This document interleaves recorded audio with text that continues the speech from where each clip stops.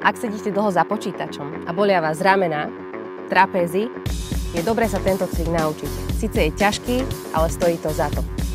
No kydaj ho, ne? Tu treba sa zavesiť do rúk, úplne odľahčiť panvu.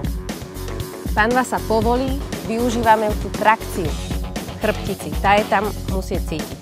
Prvé čo, hlava sa vytiahne do výšky, celý chrbát je opretý. Nádych do brucha, aktívny úchop, pozor na pozíciu rúk. Zdvihneme jednu nohu, vyššie, vyššie. Kľudne to prežente s tým zdvihnutím, potrebujeme tu poriadne predýchnuť brucho.